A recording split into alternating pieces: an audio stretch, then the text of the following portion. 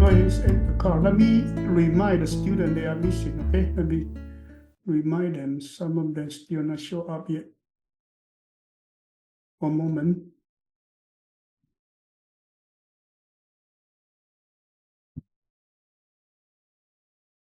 Let me see who comes. Hi, Kirsten, how are you? I'm good, thanks. Okay. Okay, anyway, let's go back. So last time we talked about the course structure, and this is a textbook called Early Object Java textbook, okay? So as I mentioned before, that the APCSA is covering this part and some of this part. So this one is APCSA. But if you want to study computer science, this is way not enough. This is too simple, way not enough. Okay, that's way not enough. So if you want to study computer science, you need to do more, many more. First thing that you need to do is to understand what is the rule of object-oriented programming. So this is a dark or deeper orange. This one is object-oriented programming. And after that, you use the knowledge of object-oriented programming to understand Java collection framework. That's the API, okay, programming interface or library. Okay, and you use that including set, map, array list, linked list, queue, double empty queue, those kind of things. And then you study the data structure. And then you study the generic programming, and you study the recursion, the trees. So this one is more like a data structure course. That's the third thing that you would learn after OOP. And then you would actually go to study the database network and HTML, multi-threading for parallel processing. So to learn a whole Java ecosystem, that's a large or huge environment that you need to learn. So at least one language, you may learn many languages, but at least one language need to be complete. You need to read it every field. So you will be able to study the computer science.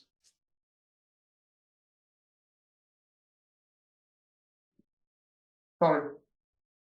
If you don't, then your computer science knowledge will be limited to a very basic level. So if you just finish the APCSA, that's way not enough, okay? Even in high school, I don't think that's enough to participate any hackathon or something, okay? So you need to set up your plan to study everything. So beyond this OOP and the data structure, then you have to explore yourself using the knowledge that we teach you. And then you need to study, use the textbook or some other material, or look at the video online to build up your own self-learning habit to go into those different newer applications in Java. Okay, that's actually very welcome to do that. But our job right now is teach you the fundamental knowledge that cover the basic programming essential that I'm talking about, programming essential that's in APCSA. And also teach you object-oriented programming, that's a basic object-oriented rule. And also teach you what is the design framework. These are what I can teach you in school. And beyond that, you have to explore the different application fields, doing project, and participate in a hackathon by yourself. Okay, those things you have to do it, okay? If you don't do it, then you will be staying at the very low level, okay? Kirsten, you hear me? Yeah. Okay. Now, let's continue. So last time we talked about inheritance. So last time we talked about inheritance, and I used the example of rectangle, prism, square, oval, circle, sphere, and shape. Okay, this actually including 1, 2, 3, 4, 5, 6, 7. 7 different classes to build a whole tree of different classes. And that actually is a good example for you to understand what is inheritance. So what is inheritance? Inheritance is like you have a parent class and you have a child class. So your child class take over whatever parent class feature. So your father has $1 million. That means you will take over his $1 million, and your son will take over your $1 million, and then your family inherit the asset generation after a generation. Okay, that's called inheritance. So last time we talked about the inheritance, but today we are going to talk about another feature of object-oriented programming that's called polymorphism.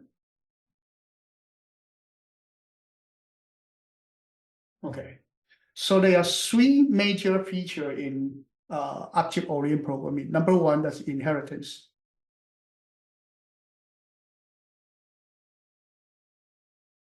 Number two is this one called polymorphism.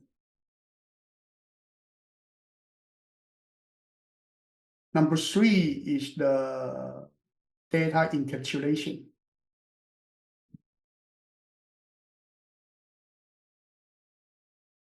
So data encapsulation is, we discussed it in APCSA because it's related to the private and public data fields.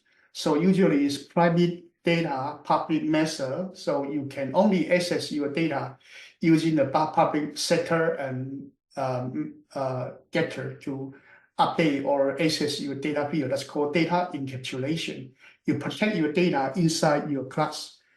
You protect your data inside your class. That's called data encapsulation. Then you talk about class-to-class relationship. That's actually called inheritance. That's the second OOP rule. Third one is this polymorphism. These three is the major feature for object-oriented programming. There are more, but these three are the most important features. Okay, so today we are talking about polymorphism. So last time we talked about likely for polymorphism, but today let's actually discuss it more. First one, poly is many. Okay, poly is many. So when you have a molecule or a poly lister, so you actually will have some clauses or some chemical fibers to uni poly. Okay, poly listers. That's called many. Poly is many. Okay, uni is one. Poly is many. Okay, uni is one. Poly is many. So polymorphism. Morphism is shape or format.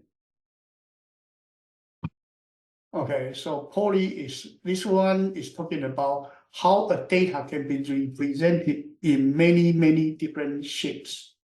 Okay, so there are four kinds of the polymorphism. Let me see. Previous chapter, let me bring up the previous chapter. There are four kinds of polymorphism.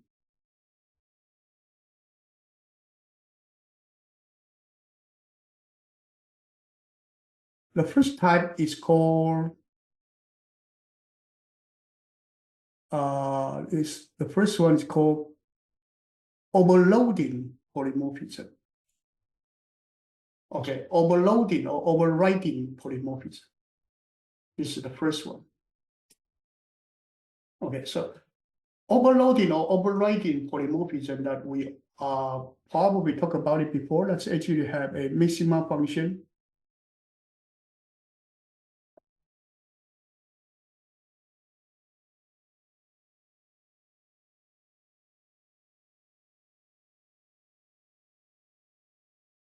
So public integer max and then integer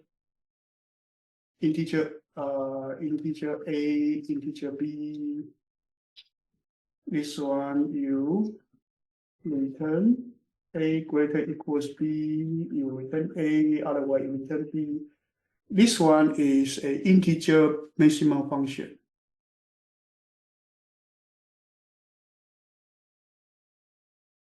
So if you make this function work for double,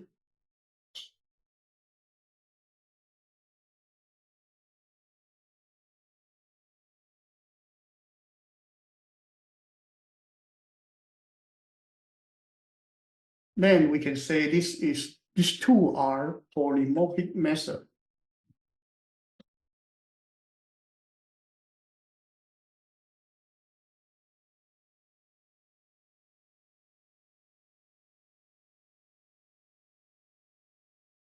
So polymorphic method is methods that can process many data types. So right here is integer and double. So this maximum function, we call it polymorphism. So this polymorphism is created by overloading. Is that okay?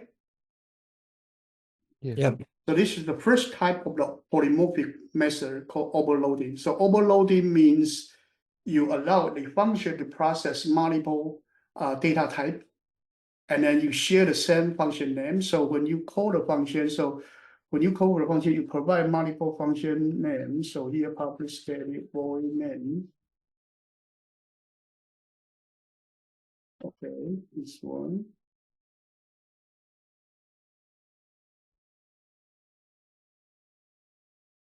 You do max of 3 and 4. So this one, you automatically matching the data type and you go to here, right? You go to this function. I'm sorry, these two functions have to be static because they are not instant functions, so they have to be static.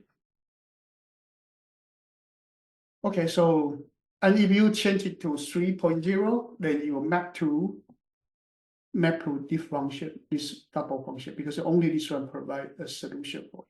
Okay, so that's the first one is the overloading polymorphism. That's the one of the 4 polymorphism. That means that you create a function that can perform polymorphism using overloading. There are 3 types of polymorphic things. Number 1 is polymorphic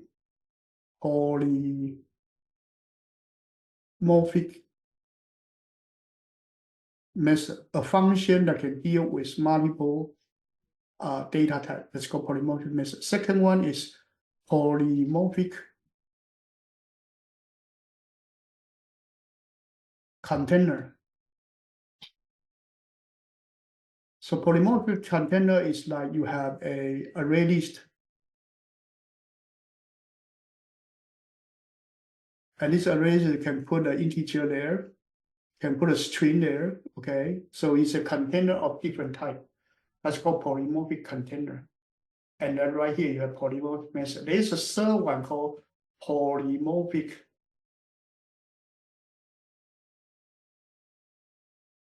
iterator. So iterator is pointer. Okay, right now in Java, I don't like to talk about iterator, but in C language or C++ language, we talk about more about iterator. So pointer can also be polymorphic. These are 3 major types of the polymorphism: polymorphic method, polymorphic container, and polymorphic iterator. Okay, this is 3. So the function, the maximum function is a polymorphic method. So we talk about it. Okay, that's the first type of polymorphism. So for some language like JavaScript,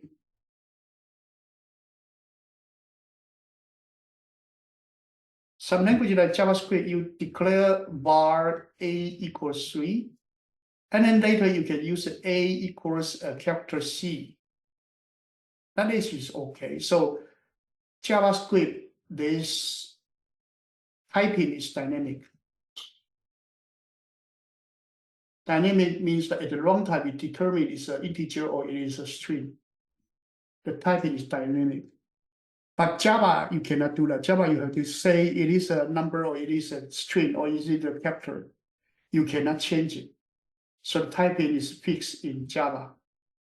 Okay, and typing is actually dynamic in JavaScript. You can assign a number to a string. You can assign a string to a number. You can assign Boolean to a number. So JavaScript don't care. the type is dynamic. You can assign any type of data to a variable. Okay, so that is dynamic typing. But JavaScript is not dynamic typing. It actually is static typing. When you declare it, you got a type. Okay, so it's a static typing for Java. Now, the second type of polymorphism is coercion polymorphism. Coercion polymorphism is that you have a double d equals 3.0. Okay, and you want to convert it to integer, so you actually do casting of the d into a integer. So you say integer a equals int d. This one you forcing the double value into an integer. That means that you have a longer data field, but you will lose some bit. And you keep some portion of the data, but you will be forced the data d to a of the integer format. Now we call it coercion polymorphism. So coercion is forcing. You force a floating point value to an integer. You change the type. Polymorphism is multiple type. So you can change a double value into a integer. You can also change an integer into double value. So you can change the format by using coercion. That's called coercion polymorphism. Is that okay so far? Yeah. So these two pi, I think, happened in chapter 1 to 10, very early stage. We already talked about it. Today we are not talking about this. Today we talk about polymorphism coming from inheritance. The polymorphism that come from inheritance. There are two types of polymorphism come from inheritance. One is inclusion polymorphism. The other one is parametric polymorphism. So let's talk about parametric polymorphism. This one is more easier. It actually is you have a radius of t. T can be integer, can be string. So you assign the type. This t we call it type variable. The type variable you can put a different type to there, and then you will assign this array to become a array of string or array of integer, up to you. That's we call it parametric, because t is a parameter. It's a type of parameter that you can set it to different container of different types. So that's called polymorphic, parametric polymorphism. Okay. So this down. Today we only focus on this inclusion polymorphism. Okay, so inclusion polymorphism is club membership.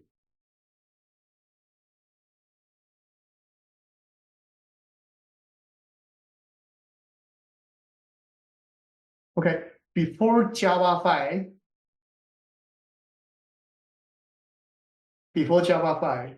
there's no parametric polymorphism, so there's no such thing as putting the t there. No, there's no such things. Okay, it haven't happened yet. So at that time, the polymorphism can only be done by inclusion polymorphism. So what is inclusion polymorphism? Let's look at it. So right here, you have a maximum, and you want to compare it, right? You want to compare it. Now,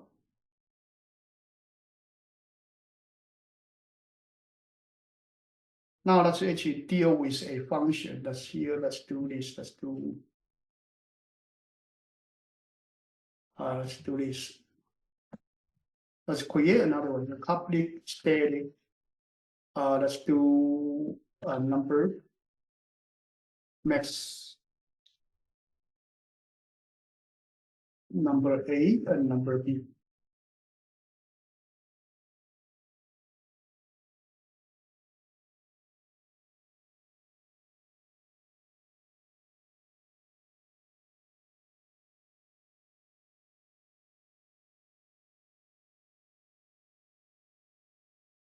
Okay.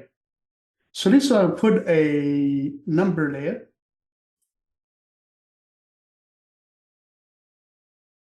Number do not have a compare to, let me see. A number do not have compare to, it's okay, but let's do this, let's just do A greater equals B.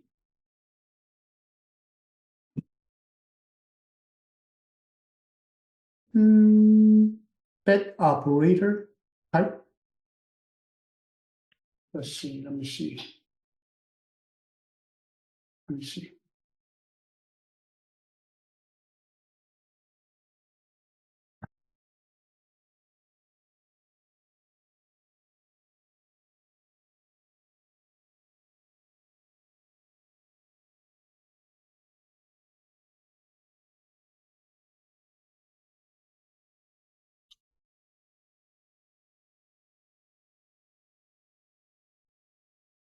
Number do not have that is a compare to. Integer has a compare to.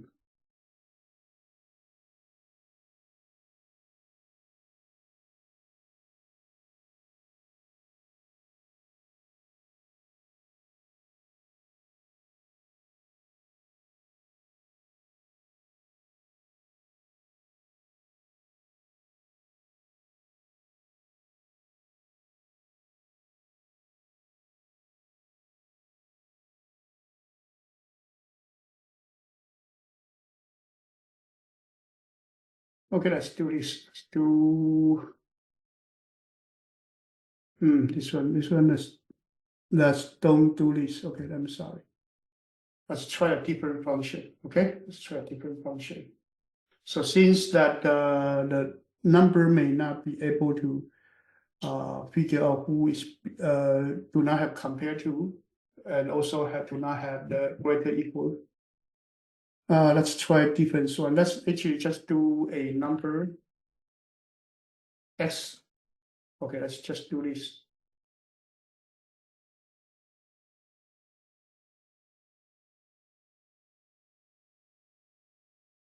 It's crazy. Okay, it's crazy. So here it doesn't return value. So let's put I'm sorry.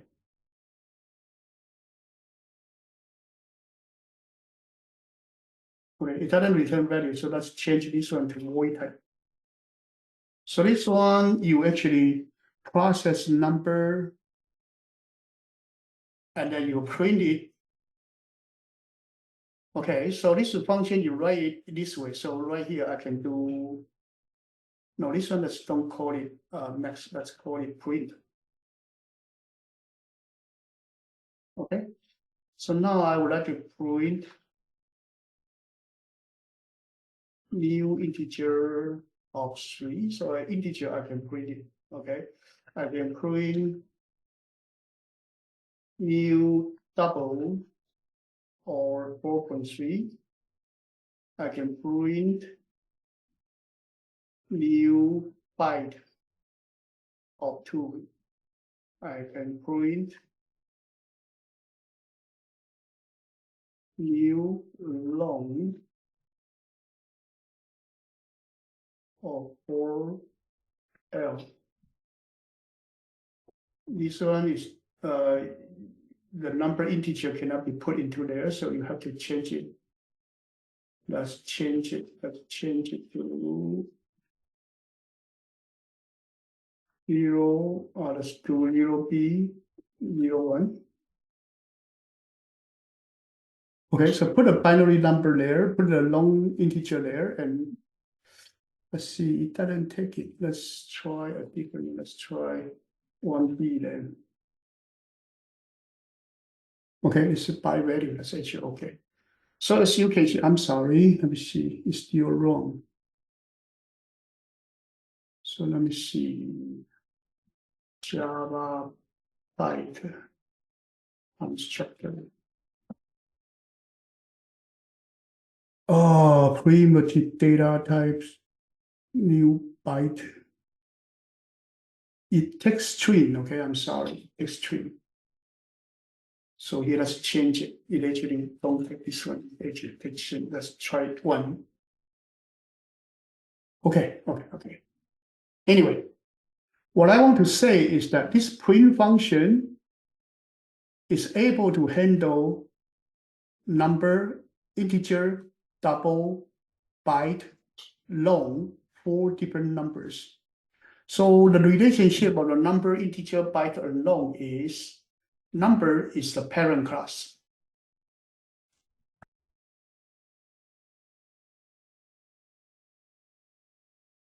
Number is a parent class. Okay, so what you need to learn is number is a class. Number is an abstract class, and number is under object, but number is above, is a class above the integer, long, float, double, short, byte. Okay, this chart is very important. So what I want to say is this number actually, this number class actually is a collection of numbers, including double, integer, all kind of number is related to there. Okay, but this function is a polymorphic method. You can deal with many data type. You can deal with integer, you can deal with double, you can deal with byte, you can deal with long.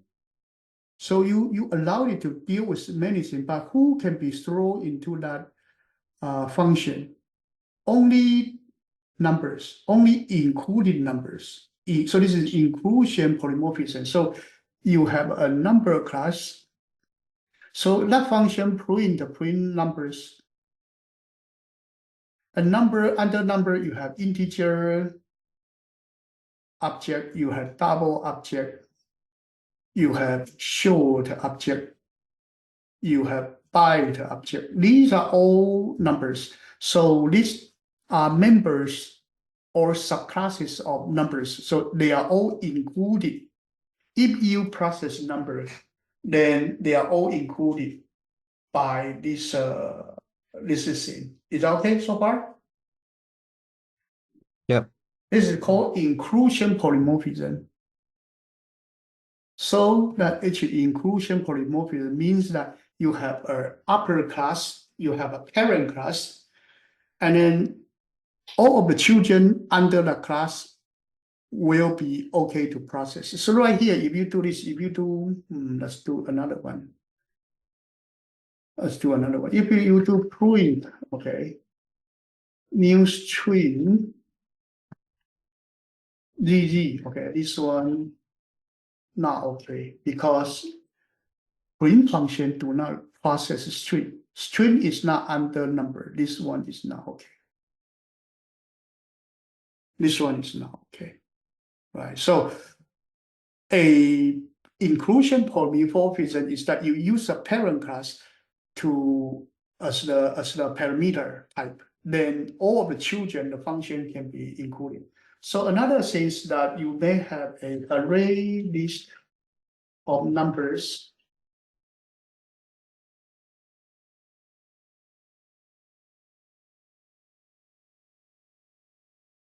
Okay, so in this case, who can be put into this list? So the integer, double, byte, long, they all can be put into there. But string, if you want to put a string into this list, that is not okay. You have to only put those subclasses. Only its subclasses can be included. This is called inclusion polymorphism. Is that okay? Yep. Yeah. This is the third polymorphism. We call it inclusion polymorphism. So it maybe is a polymorphic method. It maybe is a polymorphic container. It also maybe is a polymorphic iterator. Okay, iterator will find time when we have time to talk about it. We will talk about it because in C++ we will need it. Okay, so when we have time, we may want to do it, but not right now. Okay, not right now. That we don't want to diverge. So this one is inclusion polymorphism. But if you want to say, let's assume that you don't like to this print to limit to number. So I want to print something else. So if I do print 2, okay, this is print 2 function. So here, if I print, not print number, but let me print object. Is okay? It's okay. That's of course okay. Then this function would process any type under object, but object is the global one. It's actually is the topmost class. So every object can be processed if you here put a object. Okay, so that's why when you do equals, then your equals right here, you have to use object. Because sometimes if you compare using contains, that depends on how you compare the equals. If your equals using get area to compare the area, whether they are equal or not, then whether it's an oval or it's a rectangle, we don't care. So using object is appropriate. Okay, but if you do care about the type, then you need to convert that object to different type, and then you do coercion conversion to convert the object to rectangle to compare rectangle width and height for equals. Then that actually is another way to deal with it. Okay, so polymorphism sometimes define how far this function can process data. Do you like to process many classes, or you want to process a certain range of the classes? So here, the inclusion polymorphism only process the class itself and the children class under the class. That's called inclusion polymorphism. Is that okay so far? Yeah. But right here, because you print2 is a print object, so right here, you say print2 of the new string. Is that okay? That's okay because string is a object. So you do print2 integer, double, byte long, and string, they are all okay because object allow it. But print number one, print string is wrong because string is not allowed in number. So here show you the inclusion. So here this number is a membership. Okay, it's a membership. Object is a different membership. Object is wider. Okay, that's called inclusion polymorphism. So these are 4 different types of polymorphism. Okay. So today our main focus is this different type of polymorphism. Okay, so they are overloading and overwriting polymorphism. Okay. So the overloading polymorphism, there is another one called overwriting polymorphism. So we talk about overloading already. Overloading is a function that can process. No, this is wrong. This one is inheritance. Okay, I'm sorry. Okay, the polymorphism, the overloading is the function that can process different type of data. Okay, that's called overloading. There's another one called overriding. Okay, let's show you what is overriding. Overriding is another type of polymorphism that is this one shape. Shape have a get area. So shape get area just return 0. So this one just not calculating anything, right? So you put this function over here, but no one is going to use this function. Okay. For example, if you have rectangle, so rectangle itself come with a get area of width and height, right? So when you calculate the rectangle's area, you will be getting width and height, so you will get it. So this one would be width times height as the area. So the definition of the get area is overridden. Originally defined in the parent class shape, now being overwritten by the definition in rectangle. So when there is a rectangle, when they use the get area, you will use the get rectangle's own function. But if rectangle do not have the definition for get area, then you will use its parents. So you will use shapes. Is that okay so far? Yeah. But right now, rectangle already has a get area, so it doesn't have to use its parent's feature. Okay. Now let's look at another class. So the get area square also had a get area. A square, we did not redo it. So when you do the get area, you try to find the get area in square, there's no definition. Then you will go to the parents. And parent is W times H. Then you will use that W times H.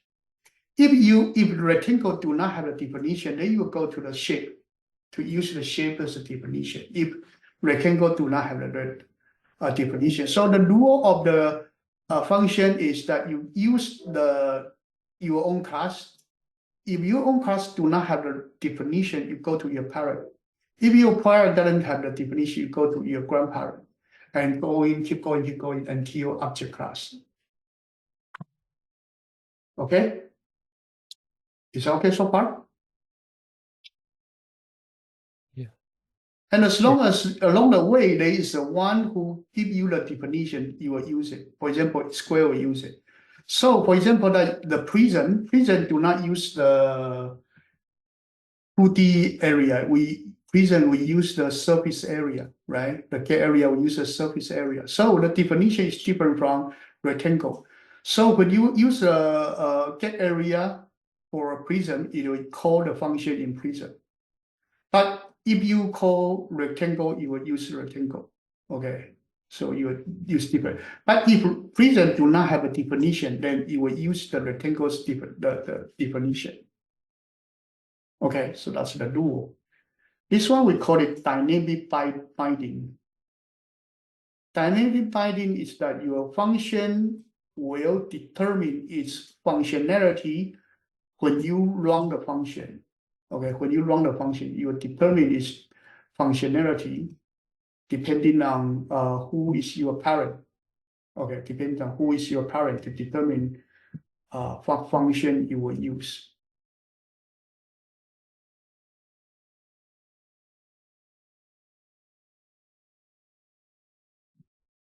I'm sorry. So that's actually called dynamic polymorphism. Dynamic binding, I'm sorry, dynamic binding. So dynamic binding is very important. You need to know about when there's a function, which version you will need to use, okay? In C++, it's default static binding, okay? It's a different story, but right now we don't want to confuse you, so we don't talk about static binding yet. We will wait until C++ to talk about it, okay? Okay, so today we talk about polymorphism. Roughly, we go over 4 different polymorphism, and we also go over dynamic binding. So let's actually look at the definition, okay, the slices. So this chapter, we primarily talk about inclusion polymorphism. Inclusion polymorphism is a membership polymorphism, and you have a polymorphic method that deal with the upper level class. Then all of its children can be passed to the function. You have a container that actually using the upper class. Then you can put all of the subclasses into the container. Okay, that's called inclusion polymorphism. Then we will talk about dynamic binding.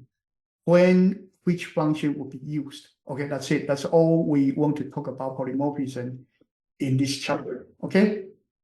Others are examples. So first we talk about what's overloading and overriding polymorphism. We talk about it already.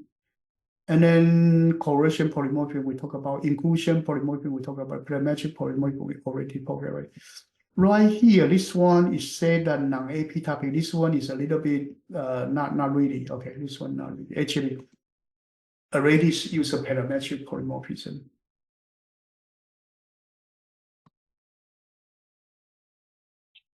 So your inheritance in Java, you have parent class, sometimes it's also called superclass, sometimes it's also called base class. And you have derived class, subclass, or child class. Okay. So John, between parent class and child class, which one is more complicated? Child class. Why? Because parent class is like the wireframe, and also child class implements the parent class, and also like can add functions, methods, or create like write the actual definitions of the functions. Yes, because your parent may have $1 million and one house, right? And the child to take over the inheritance money. And then the child may have 5 houses and 10 boat, and then 10 vehicle. So child may own much more than parents. Is that okay? So usually, parent is more smaller, child is bigger because child extend. Remember the word extends. Extends means originally is this. We extend it, make it bigger. Okay, this extends, adding more feature to it. So child class usually is bigger. So for Stephen, which one is more specific? Which one is more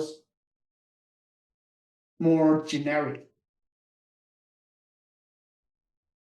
Wait, what do you mean by generic? Generic is general, normal. Specific is more special. Superclass? Superclass is more generic, also more specific. More generic. And the subclass is more specific. Yes. So usually your parent class like car is more generic. And Honda is more specific. Honda is a brand, so Honda is more specific. So Toyota is another one, is another child class. And then you compare car and boat. So above boat and car, there may be another one called vehicle. Right? So vehicle is more generic than car and boat. Because car, is a vehicle on land. Boat is a vehicle over ocean, right? A vehicle can be anything. Is that okay? Yep. And then you may have another one that actually is above vehicle, you may have tool. Okay, tool to move things. And so you may have another one called trolley. I'm sorry, it's not car, not boat, not vehicle, it's actually a trolley or something else that you can actually move your things. So that actually is a tree. And then keep going. The topmost class is object. Okay. So Java's topmost class is object. Python's topmost class is also object. Everybody using the object as the grandpa of everyone. Okay. So you have a vehicle, under vehicle, you have bus, you have car, you have truck. And then you may have a few features shared by everyone: fuel, amount, capacity, and applied brakes. These are everything vehicle has. So for example, if there is a radio, only car has, truck don't have, bus don't have, then that feature is not generic. That's not belonging to vehicle. That's belong to car only. Is that okay? Yep. So your sin is not your father's sin. You have $1 million, that means that you have to share with your father. But your father has $500,000, then you can take over the money for you. That's inheritance. Usually, there's no reverse inheritance. Okay, there's no such a thing as reverse inheritance. No such a thing as your parent take over your property. That's actually not going to happen. So here we have another example for inclusion polymorphism, image versus PNG and JPEG. Okay, so JPEG is a derived class, PNG is a derived class, while image is a parent class. Okay. Okay, so right here you may have Honda CRV. Then you have car 1 and car 2. So Honda CRV is a Honda CRV car. And Honda CRV inherit the Honda car inherit car. So car is a base class, and then Honda car is a derived class. Honda CRV is derived 2 class, and then car 1, car 2 are derived 2 objects. Okay, so right here you say Honda CRV is a derived 2 reference. So derived reference, you can see every feature that you have in derived 2 object. So right here, you use this, okay, car 1, car 2 to use a new Honda CRV. But if you do car CRV array C list equals car 1 and car 2, is that okay? That's okay. You put 2 Honda CRV car into a car array. That actually is okay. Okay, that actually is okay. That actually is a that actually is okay. Car array, it's car array. That's actually okay. But they use a car array. They only see the base class features. So your feature in Honda CRV would be lost because your reference is now car. It's no longer Honda CRV. So it behave like car, unless that you convert it back to. Unless that you convert it back to what? You convert it back to Honda CRV, then you can behave like a Honda CRV. Okay? So this is your visibility of the data. Okay. Any questions so far? No.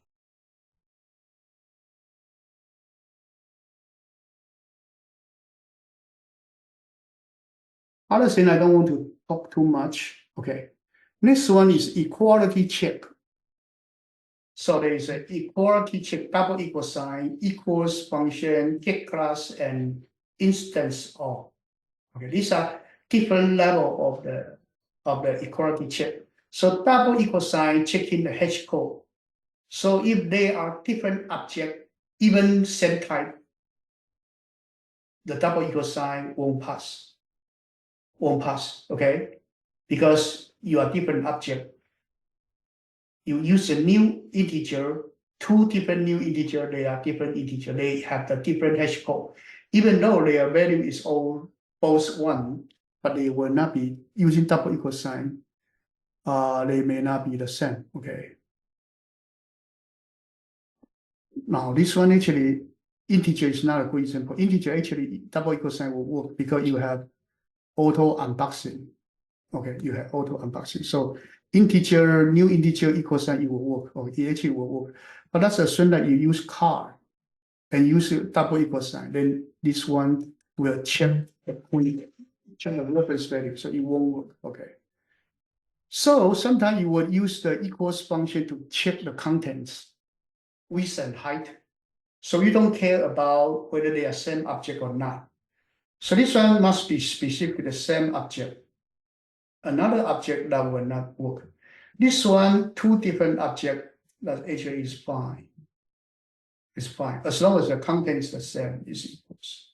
But if you just use the equals function defined in object class, then it will behave like double equal sign. Then that's not okay. You need to make sure your class has a definition of equals. Is that okay? Yeah. Okay. Next one is the get class. Get class, they will return a class object, class object. Then you do get class but get name. Then you will get the name of the class. Then you will compare the class name. Okay, so this one, not checking the content, but checking the class name. And then there's another one called instance of. You check whether you are a class or not. So this is a check class is that. So that's assume that you have a tree.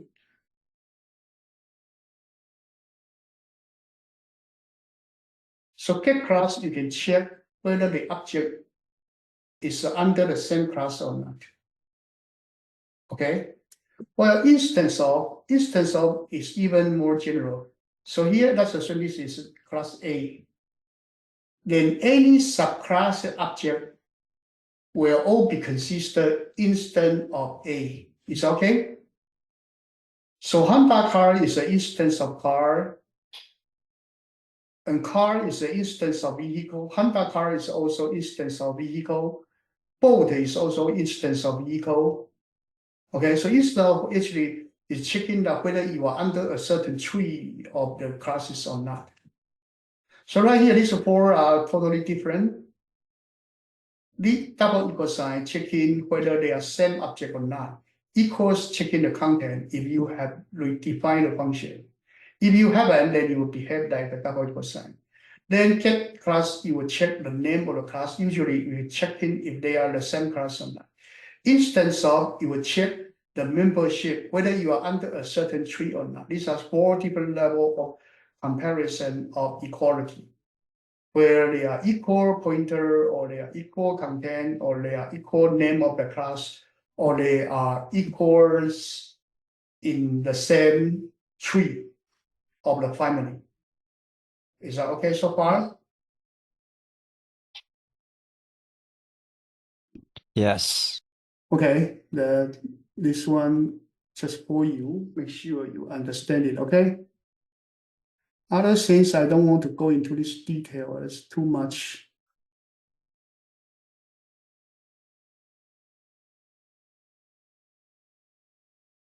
I don't want to go into the details.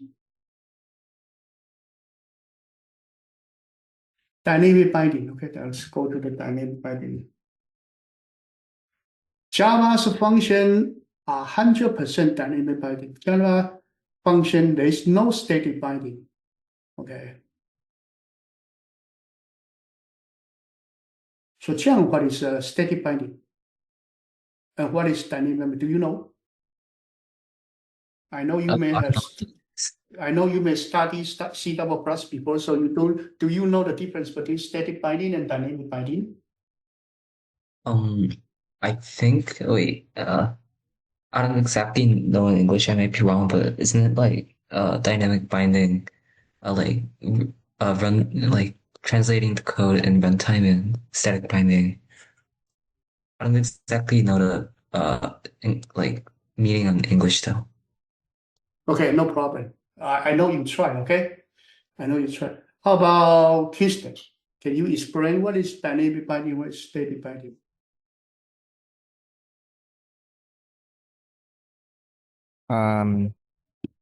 If you don't know, you say I don't know. It's okay. We are not testing. Okay, I'm not sure.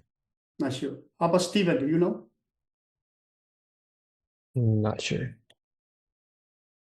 Okay, no problem. Okay. When you see the word static and dynamic, so we do have static binding. We also have static typing. We also have dynamic typing.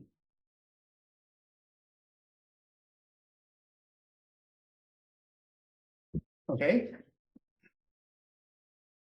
So first, before we go into binding or typing, we don't care about this word right now.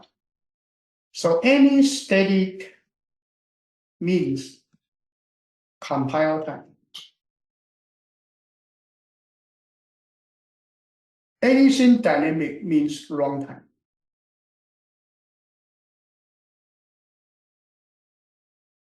Is that okay? So now let's look at the static typing and dynamic typing. Java is static typing. So you say integer a equals 3. Before you compile it, you already say that it is an integer. So Java is static typing. While Python or JavaScript, you have a var a equals 3. So it's actually at runtime. At runtime, you determine the type because you only declare a variable a, but that a can be 3, a can also be a character, a can also be a string. You don't know. You don't know until runtime. So then the typing, determine the type will happen on runtime. It will not happen on static time, not on the compile time. Is that okay? Yeah. Is that okay? Yeah. Jiang, do you get it? Oh, Now that's just typing, okay? Typing is determine the type. Now, binding. Binding is the association of the memory to variable.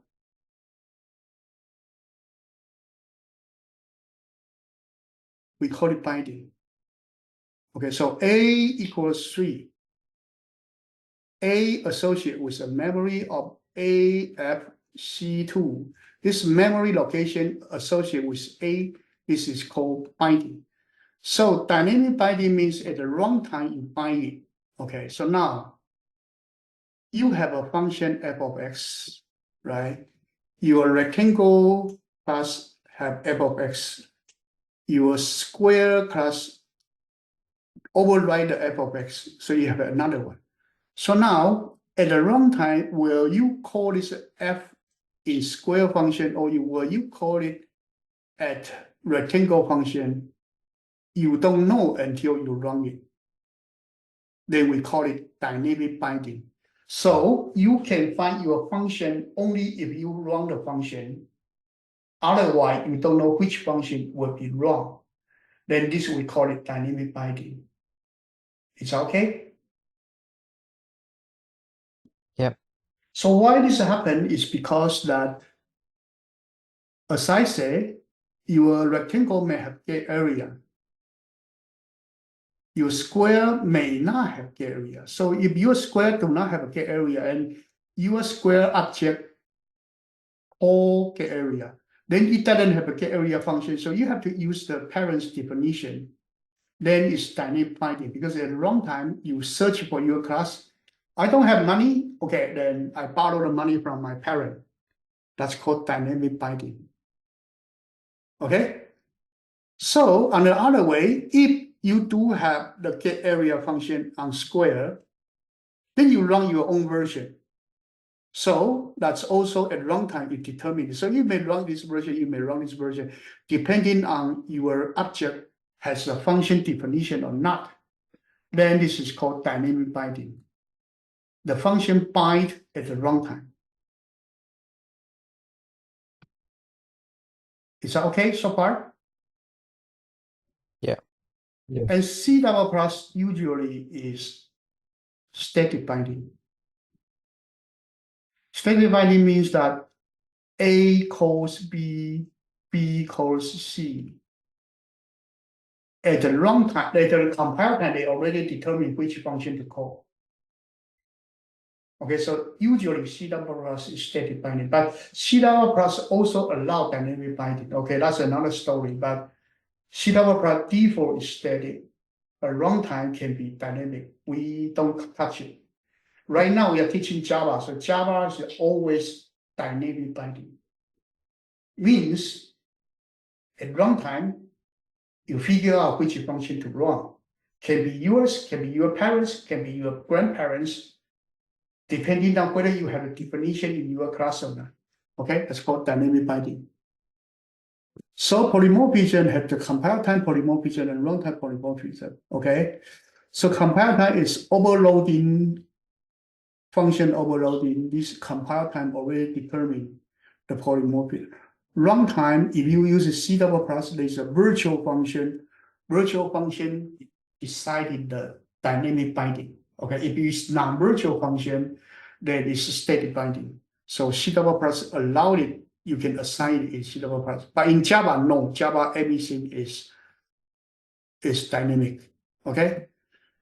So then you need to know about method signature matching.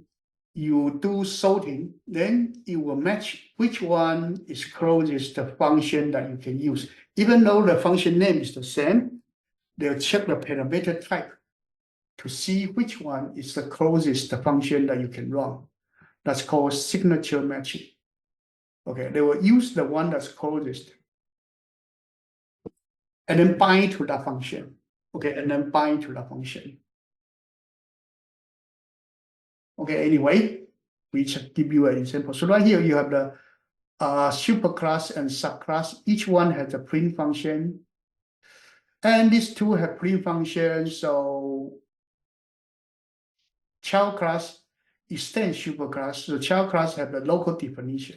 So now A is a superclass object, superclass reference. B is a subclass object, superclass reference. So they both behave like a superclass. But when they run this print function, B object will run the version defined in B class. Because this object has its own definition. It's by object, it's not by the reference. Is that okay? Hello? Yeah. So this is B object, A reference. You will run the B definition of print if you do B dot print. A is a object, A reference, so you will use the A version. Okay. Let's assume that this print function is deleted. Then this B object A reference, when B dot print, you check this one, you do not have the definition, then you will go to its parent, so you will run this version as well. Okay, so that's how this dynamic binding happens.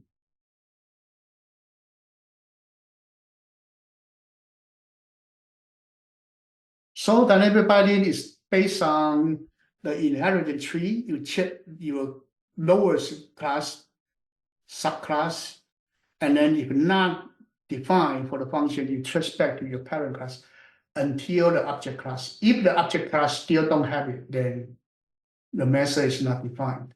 Okay, then the method is not defined.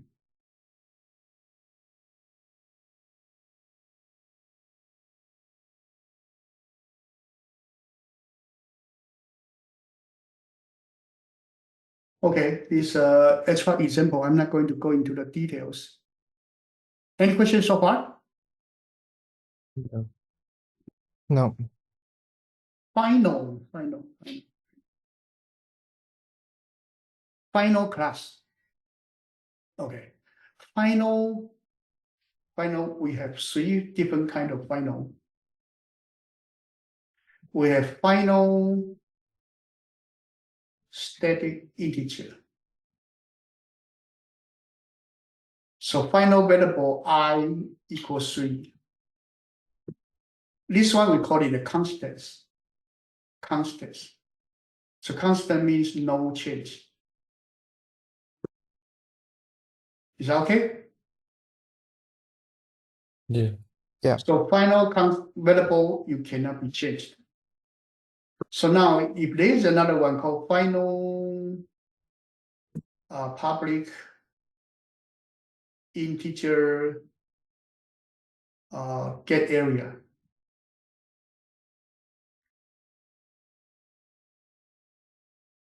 If there's a function, you have final function. This means that, okay, let's assume that here you have a rectangle and then you have a square. But this rectangle is a final function, you have a final double dead area, whatever. Then this final function, your square try to write a function, get area function, that is not allowed. So final function cannot be overridden. Is that okay? Yeah. And final class cannot have extension. So what it means is the final class has no subclass. Like math class is a final class. You cannot extend math. No, it's all not okay. You cannot do extended math. So final class, no extension. Final variable, no change. Final function, no overriding. Is that okay? Yeah. This is 3 Yeah. you need to remember. Always remember. Okay. Final mean no change for constants. What about like overloading? Can you like, if you add final to a method, does it also stop it from overloading? Overloading, no. Overloading, okay. Overloading is not different classes. Oh, okay. Overloading is the same class.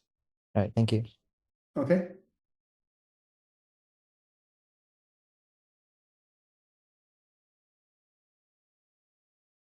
Okay, anyway, that's actually, we don't want to go too far. Okay, we finish this one. Now, let's see, we are 9:07. That's actually,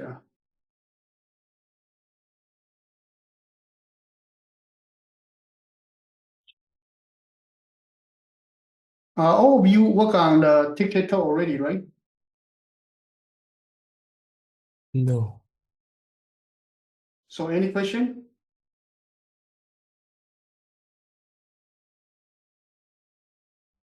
John, you have any question about tic-tac-toe?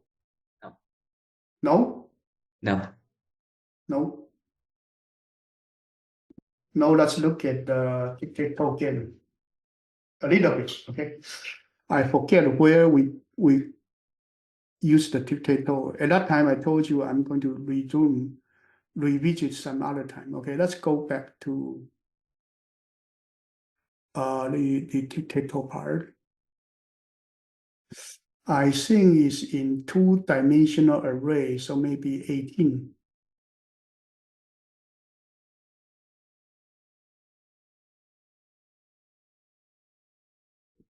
Not 18, maybe 17. There's a test board. Let's try to see. There's a ball class. There is a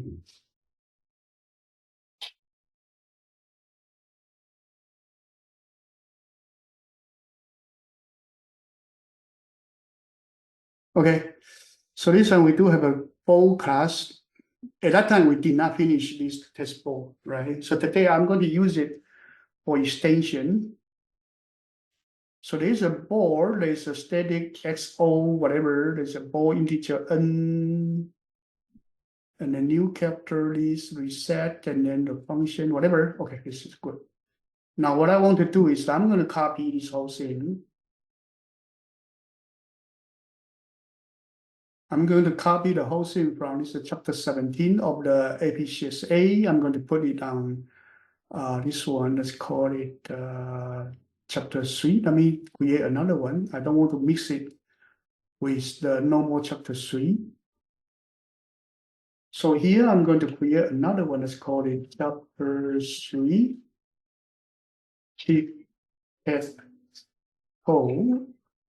I may not go into the homework. The purpose is not to discuss the tic-tac-toe, okay? I'm going to discuss the inheritance and polymorphism. So let's just get started. I'll delete the matrix because we don't need the matrix.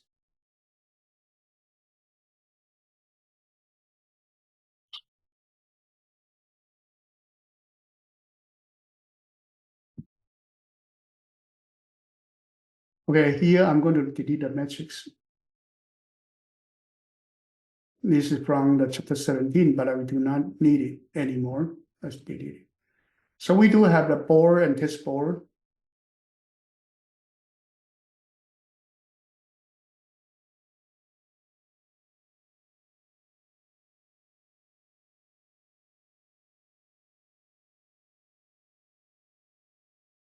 Okay, so board had this.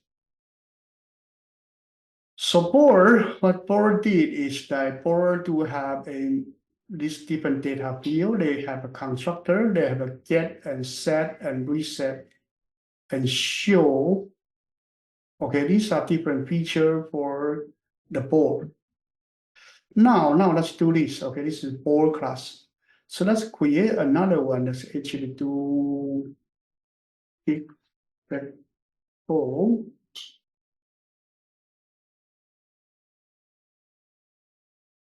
So this tic-tac-toe class that's actually do extends board.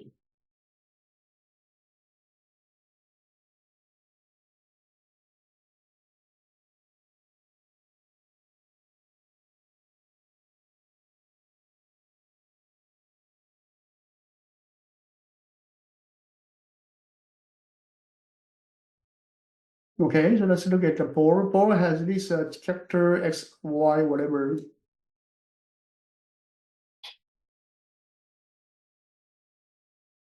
S is empty, okay? S is empty, so everybody has this empty one, that's okay. Reset, okay, so this different one, that's actually copy this one. Now we put into the tic-tac-toe class. Now this one, let me close it. Let me put into the tic-tac-toe class, put it over here. Okay, this one I've defined like this S, let me keep it there, okay. But the ball, I'm going to delete the X and O because ball is generic ball. So this one, I'll keep it a generic ball. Okay, so ball is like that. So now let's go to tic-tac-toe. So I will create a tic-tac-toe. Tic-tac-toe would be D for 3. So let's do super 3.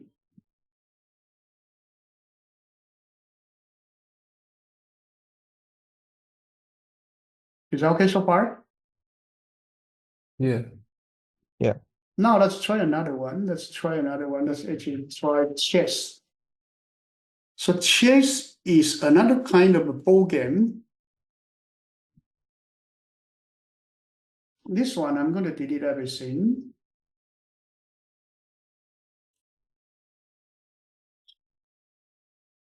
And right here, I will also extend board. Okay, so here I'm going to do chess.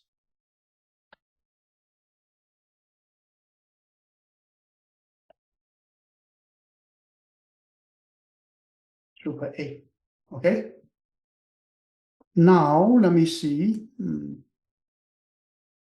Right here, tic-tac-toe has these 3 things. That's copy.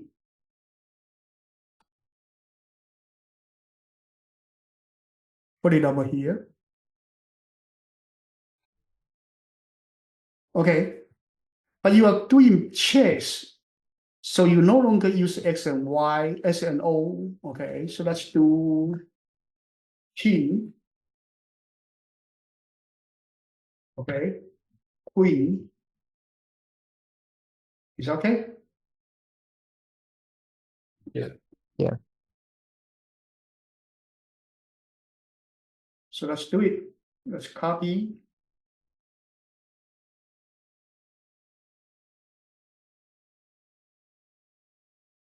So here you may have B, that's actually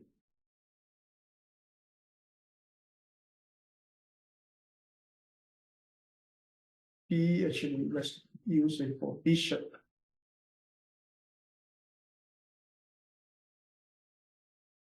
Okay, knight is KN, so let's use N, okay, because we don't want to repeat.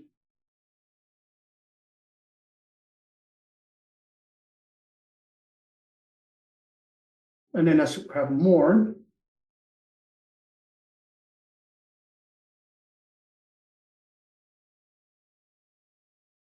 So here let's have the rook.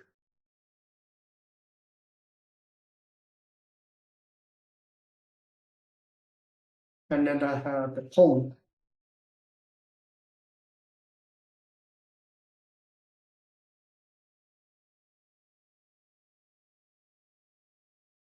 Okay, this view, let's call it black size variable.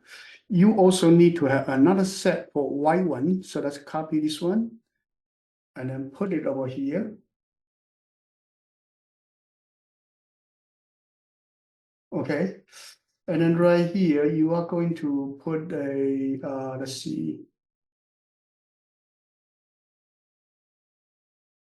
You are going to change it to lowercase k for king, lowercase q. Okay, so lowercase for Y1. then you can differentiate using the single letter to do it. If you do graphic user interface, so you don't have that problem, okay? You can directly use the image of the stone for it. So now this one, this whole second half, this one is white stone. But both of them using the board. So we do have some generic part in the board. We do have tic-tac-toe board, tic-tac-toe board game, and we do have a chessboard.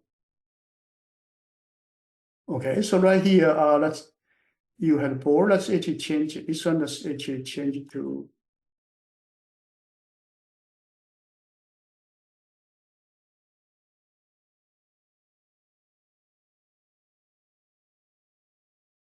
Okay. So here, this one, let's actually change it to red. Oh. No, there is no 3. Okay, there's no 3.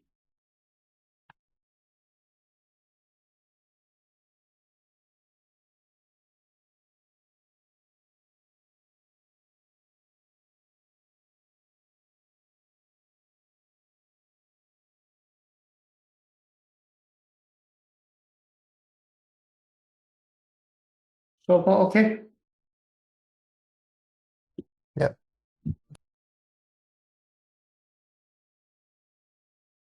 So this one, you do it, I think it's fine because you are going to put some stone in there. You need to do the game playing part. Okay, I don't want to do the game playing part. I just show you to set some stone here. So I haven't put the game staying part. I'm not going to do it right now. Okay, I'm going to just showing you the inheritance part. So now we do have a chess. And then right here, the board do have a reset, right? So the board do have a reset function. So this reset function is to reset and set everything to S. Okay, set everything to S. So now this one, this reset, get, I think it's okay. Get stone is okay. Set stone, I think it's okay. Okay, now you actually, you have a chess game, and chess game has a reset. So chess games reset will be different from this reset in the board game. Okay, so right here, we are going to rewrite the chess reset function. So the chess created a by A board, that's okay. Then we will run reset. Okay, we'll run reset. Now we will run reset, and then right here we are going to do what? We are going to do reset. So public void reset. Now, first one, you clean up everything in the board. So the reset function from the board should still be okay. You put everything with S, that it should still be okay. So you still want to run that. So you run board that reset. Let's see, is that okay? No, it's not okay. So that's run super that reset. Super, okay. Super is the parent class is spoken. Is that okay so far? Yeah. Okay, now next one is that you want to put this different stone into it, okay? So after you reset everything to it, now what you want to do is, let's see. You will do different things. So you will do, let's actually look at it. So you have A by A. So this is 0 and 0, 1, 2, 3, 4, 5, 6, 7, 8, 7 up to 7. This 0, 1, 2, 3, 4, 5, 6, 7, something like that, okay? So you have look, night, knight, bishop, bishop. Okay, I forget which one is king, which one is queen. Let me check it, okay? Let me check it. I'll use the one on internet. I'm not sure which one should be, okay? So chess or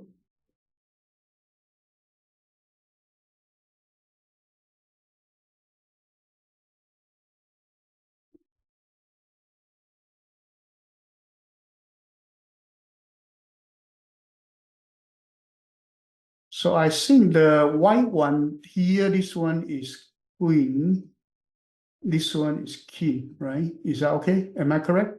No, it's the opposite. The opposite? Okay, this one is king, this one is queen. Okay, let's assume that, okay? Actually, I don't care, okay? I don't care, but let's put it this way. So right here, this one would be king and queen. Okay, that's it. No problem, okay? Let's do it this way. So after you reset something, then you would do your, what's that? I don't remember the variable. The variable is called, we actually use a non-private. If you use private, your child class cannot do it. So use non-private is actually okay. So use M, okay? Let's use M. I kind of lost it, it's okay. I don't care. So that's N 0, 0. It will be white. So let's use a white. So white is actually got white, you got a look there. Okay, let's copy a few.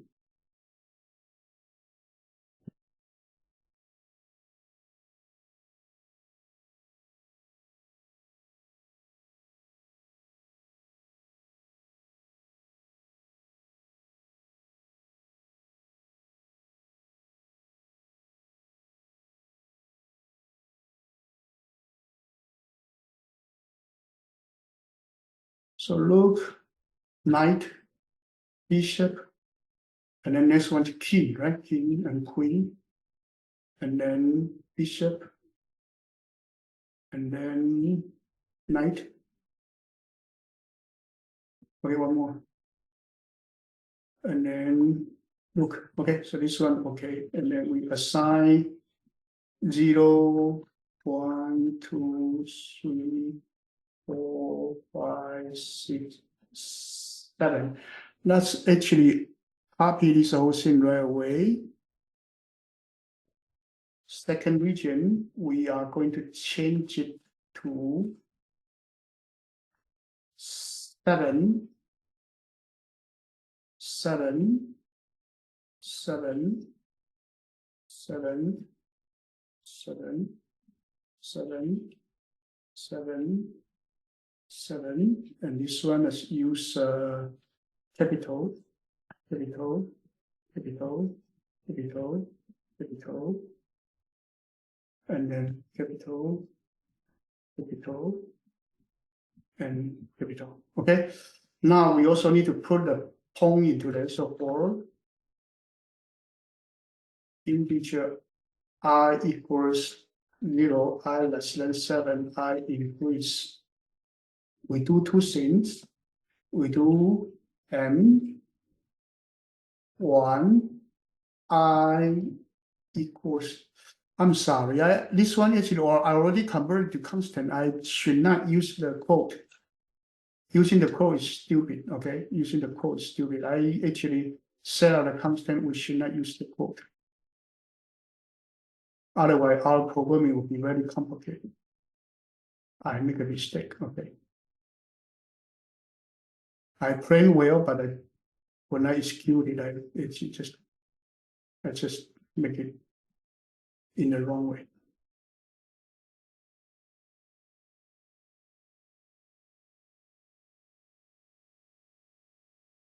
Okay, anyway, this one, each one of them is white one's pawn. So M6 I should be capital pawn, the black one. That's it. You will reset. You reset your chessboard. Okay, let's actually do another one called test chessboard.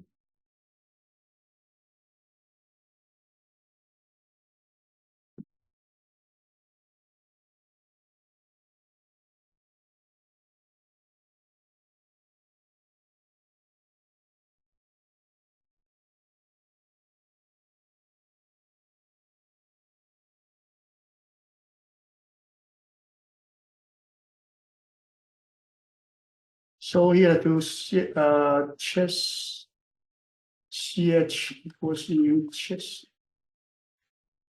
Okay, then what's that? Chess that show. Okay, show directory. So we do not play any stone yet, but we directly do chess that show. That's it. Compile.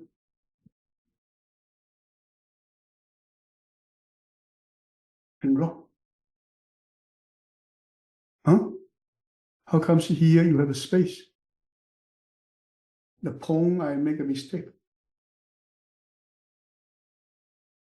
Okay, go back.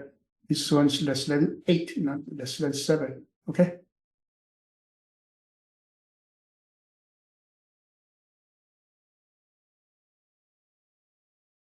Okay, so draw ball part is okay now.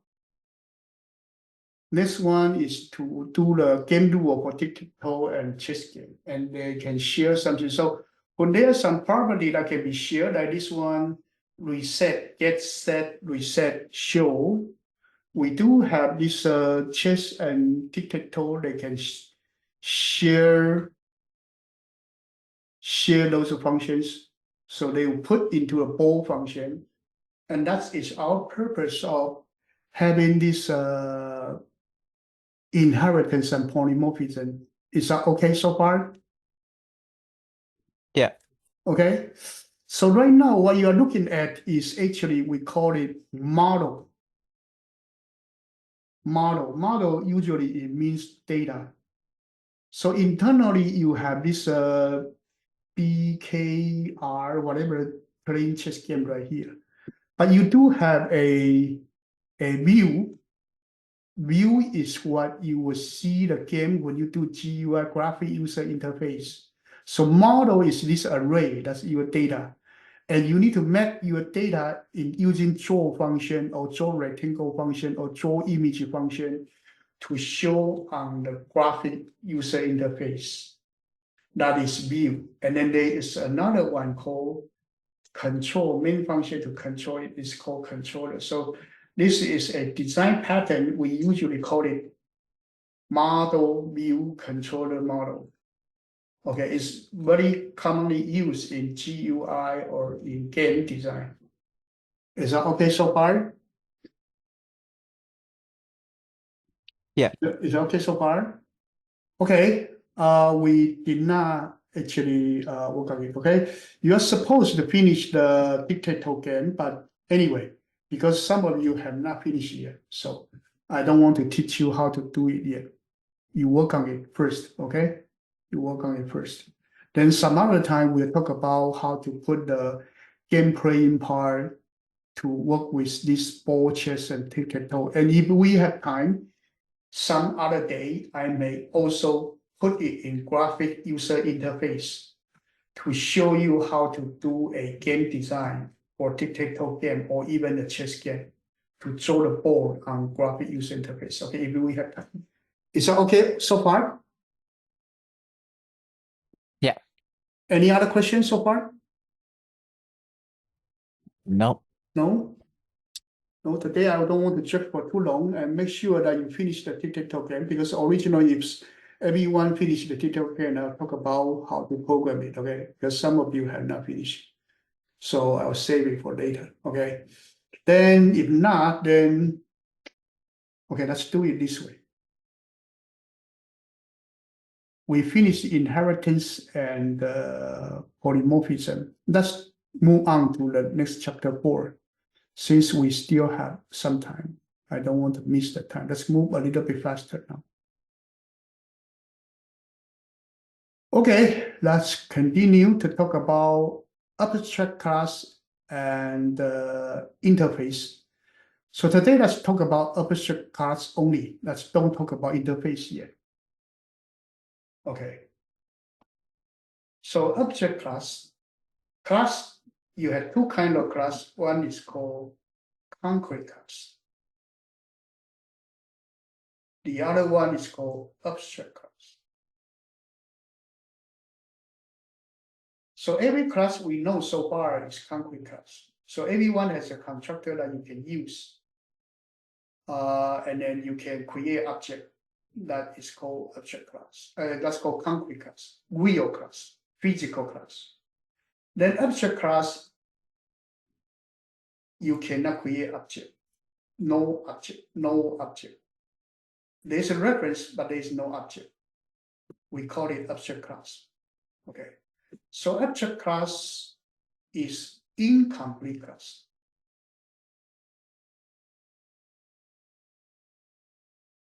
Incomplete class, we call it abstract class. So what does it mean by incomplete class? So let's look at our example. Not this one. Let's actually look at this one.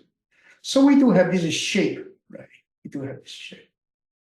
So this shape right now, actually, we have a get area function, but this get area function actually is of no use. Of no use. So we would actually do abstract to make it an abstract function. So when you make it an abstract function,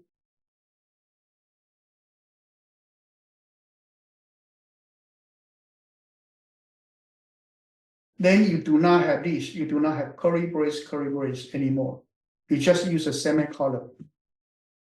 That means this function is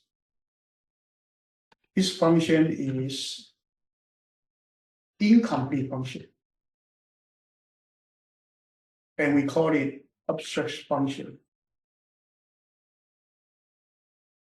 Is that okay? Yeah. Okay, so abstract function is a function that's incomplete, no implementation. So this one right now, because we make it an incomplete function, so right now this is a shape function class is no longer working because it says that shape is not abstract class and it should not have the abstract method. So it's not okay. So right here, you have to change it to abstract class. So a class that has abstract function is called an abstract class. Okay, so when you have abstract function, it must be an abstract class because this class is incomplete class. That means something is undefined.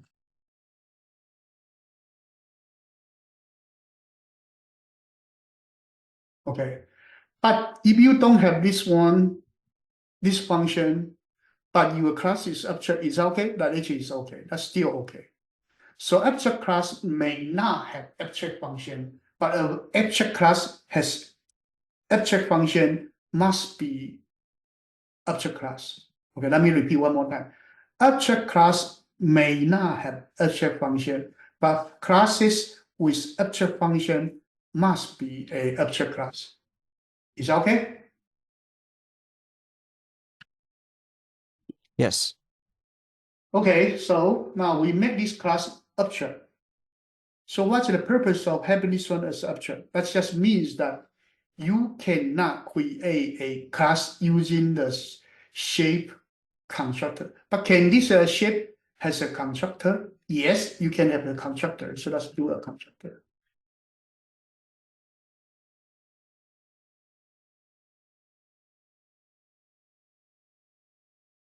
So what is a constructor for? Since you are not going to use it to create object. So this one is this constructor is only for super use. It's only for subclasses to super in. It's okay? Yeah. Okay, let's try. So what happened is like, okay, you do have this one. Let's actually have another one that's called test sheet 2.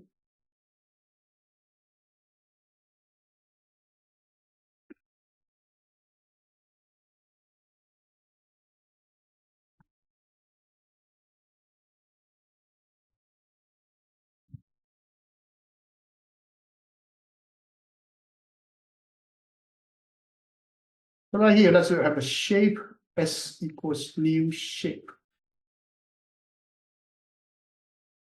Okay, you try to build an object using the shape constructor. Is that okay? This is not okay because it's abstract. So error fun is not okay. This is not okay. So this one is not okay. Then why do you need a constructor? The constructor actually is used when you rectangle right here, you do super. Okay, this super do nothing, but it will call the function from here. Let's do it. Okay, let's do it. So let's test shape 2 here. Let's do shape S equals new rectangle. So I use a rectangle object as shape reference.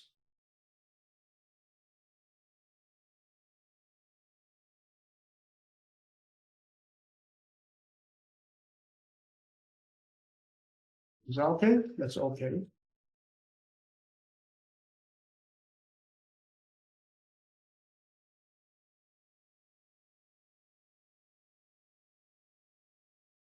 When it run, the constructor will run the super shapes. I'm happy.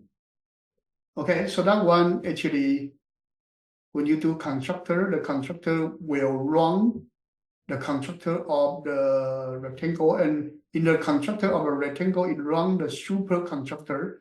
The super constructor will run the constructor in the shape, and the shape will print the unhappy. After that, you create a rectangle object shape reference. Now you want to print the shape S, but shape S do not have the toString function. It's okay, because I'm going to use the toString function defined on the rectangle object. It's by the object, so toString function go from the rectangle function, rectangle class, not coming from the shape. Shape do not have the deformation to toString. So this shape from toString function is a polymorphic method. It is a dynamic binding bind to the rectangle. Is that okay? Yeah. Even though it's a shape reference, this is shape reference, it is still a rectangle object, so you print that. So now if I do this, if I want to come back with change the shape back to rectangle, so I say rectangle Sx equals rectangle. I force the S back to a rectangle Sx. Is that okay? That's actually okay, because this is the so-called coercion. We force it back to the rectangle reference. Okay? That actually is okay. Now you change your type. So now the Sx behave like a rectangle.